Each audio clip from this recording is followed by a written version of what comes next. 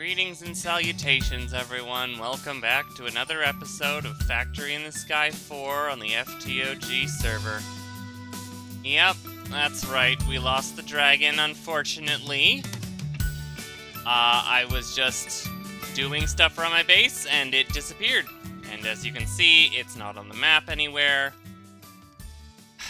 It's too bad. We won't be able to ride the Lush Dragon. But, luckily, I have Nether Dragons. So, some good news, some bad news, some more good news, some more bad news with the dragons. Some bad news, obviously we lost the Lush Dragon. Good news, have Nether Dragons. Good news, I figured out how to tame them and what to do with them. What the? Phantoms? Oh, I actually need some phantom stuff for my hang glider. So, excuse me while I use this bow I built to fight the dragon. That I can toggle the flame mode on. I was going to do this later, but we're going to fight some phantoms at the top of the episode. Where did they go? Come on. Get down here. I need your, wing membranes. Gotcha. Did we get some? That's a loot crate. Alright, up we go. Speed up. Okay. Where are you? Where'd you go? I can hear you. There you are. No phantom membranes. Okay. Alright.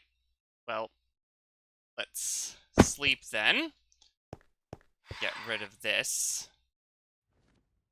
This is not how I wanted to start this episode. But here we are. Alright, so let that guy burn. So yeah, good news. Figured out we need fish to breed and tame and everything the dragons. Bad news. Fish is one of the things I don't have a source of.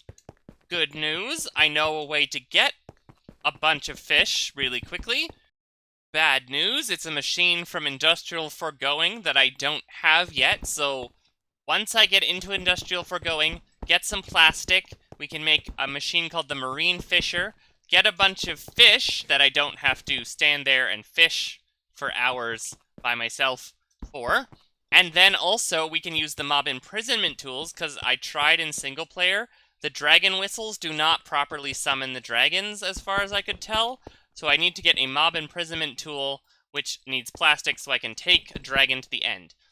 Also, the breeding two dragons creates dragon eggs, which you can craft into blank dragon eggs, which you can then turn into the other type. So I have two nether ones that I got from nether fortresses, but you can craft them into blank dragon eggs, and then you can use nearby blocks to make the other ones. Like the ether one, you do it in the ether dimension. Fire is magma blocks. Any kinds of like leaf or flower or whatever creates the forest dragon egg. The ghost dragon egg needs to be in complete darkness down at the bottom of the world. The ice dragon egg, you create or use it near ice. I don't know how to get the lush dragon egg or how to make the lush dragon egg. Last time it dropped from a botany pot. So we just kind of have to hope for that one unless someone in the comments knows what blocks I need to use to make that. Water dragon egg, you immerse it in water. Amethyst block, endstone, skulk makes that. So I'm going to do some more work off camera, and eventually we'll get to fighting the Ender Dragon, but we're not going to do it until I have a dragon that I can ride into battle. And also, while we're at it, showing you cool items like the bow, Necklace of Shrinking. Makes me 1 block tall. Not overly practical in this case, and also it takes an accessory slot, and you need to put it on and off, so it's not super useful, but that's good. We have that option now. But exciting things.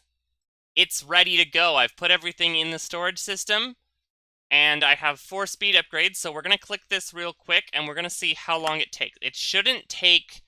Oh, it's done. That was very quick. So now we take that out, and we've completed the storage chapter. Let's get our reward for that. We got a furnace upgrade. Yay, that's exciting. But more exciting, let's craft this up. We have a crazy storage disk. We'll throw it in there. We can store 16.5 million items. Plus another 256K. So... oh, yeah. 16,640,000 items. So that's a lot of storage. Now, I'm sure you're wondering, Flask, if we're not fighting the Ender Dragon today, what are we doing?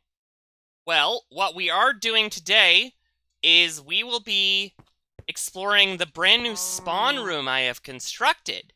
So, I've already set the spawn point, so if we click spawn skyblock home, we will teleport to our new spawn room. Are you ready? Boom!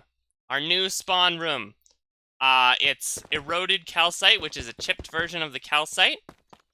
We have this painting wall for a little bit of flavor here, with these edged shroomlight lanterns, which I'm getting the shroomlights from my tree farm. We have some chairs, which you can sit on. These come from the furniture thing that I showed you last episode. I've come up with this kind of lantern design where it's the shroomlight with just the empty wall boards. I like it. I've used it maybe a little much. I have an empty table here. If you think of something we could put on this table, let me know. And then we have this little reception desk with the same, using the floorboards as, like, scaffold framing. I like this. I like using the wall boards as framing. I might have done it too much. We have a nice little carpet here. We have some pots and some cherry leaves for a little floral decoration, and we have a check-in plate. Important thing to note about this. The doors don't open, and there's a reason for that. I'm just thinking, is there anything else? Oh yes, I wanted to mention my inspiration. I was inspired to build this spawn room by a TV show called The Good Place. And in that show, there's a little waiting room when people have passed on to the afterlife. And there's a nice little waiting room with some chairs. There's a sign in the show that says, "Everything is fine." I couldn't think of a good way to do that because this isn't an afterlife, lore-wise.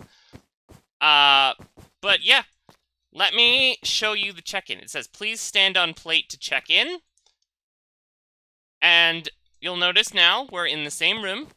However, it is brighter. And the sign says, "You are now checked in. Enjoy the resort." Because the next phase of the series will be working on a resort build. And you'll also notice that the warp plate is now off, and it doesn't take us anywhere. However, the doors now open, and takes us outside to this little grass platform, and we are in the void dimension. And, if I fly up, this is our building. I liked the idea of using these trapdoors with the mangrove slabs as a little bit of depth. I might have gone a little overboard. Let me bring down the speed so we can actually move. It says, "Welcome Center." This is the welcome center for the resort. This is where you spawn in. You can't get back to the main factory because in the lore of the thing we're going to be building, that's not guest-facing. That's for me. And I'll show you how we get back there later. This is a little bit of color on the edge with a little, like a bench here. You can't sit on it, but it worked like that. If you go around, we have these nice little fence posts on the edges. And then we have on the back something a little bit thicker, just breaking up the cherry leaves. But the cherry leaves are still under there. Same on this side, it's very symmetrical. And you'll notice that there's an upstairs floor. That is accessed by you get into the receptionist position here, and this is an elevator that takes you up to my office. We have a desk that I can stand behind for effect, It is functional. There are drawers from the Crayfish Furniture mod. Ambrosium torches for light. Even though mobs don't spawn in this dimension, you want to be able to have a little bit of decorative light. We have 2 chairs for people who want to speak with the manager of the resort, which is me in this lore. And then we have this crazy sculpture thing. And if you're wondering what this sculpture is for, this all spawned from a desire to hide my void portal, which is right here. So if I click on this, we'll go back to the normal dimension, and we're in a cobblestone room. This lever will open the door into here. You'll notice this was not here before. That's because guests should not be able to get into the fractory part of the base. So maybe when I'm working on something and I need to go back and forth a lot, I can have this open. But when I have people, in theory, in lore, checking in, visiting the resort, you have this closed so they can't get into this part of the base.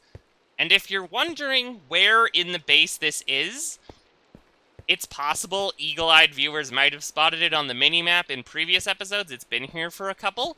But if you open this camouflage frame door, you're actually right behind the ether portal. So we've come full circle. So we have this. I'm gonna leave this open for now. And then warp plate back, and we're checked into the resort. So yeah, this is the building. You can see I have some like framed windows here, nothing here. And then on the front, another nice framed window. We're using the diamond-leaded glass that we used for the railings back in the fractory. And then these doors are just normal doors. So yeah, this is the first, like, freestanding building I've done in a while. And is it great? No. But I like the interaction of the colors between the mangrove and the calcite. I originally thought calcite was a lot brighter. But this works. This is basically calcite stone, and I like it. Yeah. It's not like a legendary style build, but to quote hit Disney movie Encanto, it's not symmetrical or perfect, but it's beautiful, and it's mine. Yeah. Let me know what you think of this building, because this style is probably going to be copied to a couple other buildings, so now is the time to give constructive criticisms and ideas to make it better, because it's gonna propagate. Because the idea for this dimension, for me, is to build a resort. And then the purpose of the resort is going to be dragon tourism. So we're going to build, eventually, if the series goes that long, unique habitats for all the different types of dragons where we can store them and breed them and basically make great dragons. Because you can breed the dragon types together and combine the types. So it's a whole thing you need space for. But there's going to be a little resort where this is going to come out at a path and then go down a bit, and there's going to be a lake, and there's going to be like a hotel house. And the idea for this is that it's one solid piece. So it's not going to be a bunch of floating islands, sorry Grok, but it is going to be one gigantic floating island eventually. And the plan is to kind of like say I want to build the pool house or the hotel, as it were. I go over here, build it, and then I fill in all of this space with grass and trees and stuff. So eventually we have just one gigantic floating island. Which also means that until I know the size and shape of the island, it's just going to be one thick. Sorry. If you really want an island. But yeah, that's the plan. We're going to build a resort. The next plan I have for here, I have a different plan for next episode. We're going to work on industrial foregoing and all of that stuff. But a couple episodes from now, or a few, I have a plan on how to build the lake, and the lake is going to be a little lower, and there's going to be some steps with a flower garden in the middle leading down to a big lake, and I have a fun way of filling the lake, or generating the shape of the lake, rather, but stay tuned for that. So, yeah, I think that's going to be it for today's episode. My sincere apologies to everyone who came excited for an epic dragon riding dragon fight, but we're going to have to delay that until I have a bunch of fish and dragons. But trust me, it'll be worth it when we ride into battle against the Ender Dragon on a other dragon. It'll be really cool, and I'm excited for it, but it's going to be a little bit down the road, obviously. But stay tuned for that. It's going to be cool. And until then, later.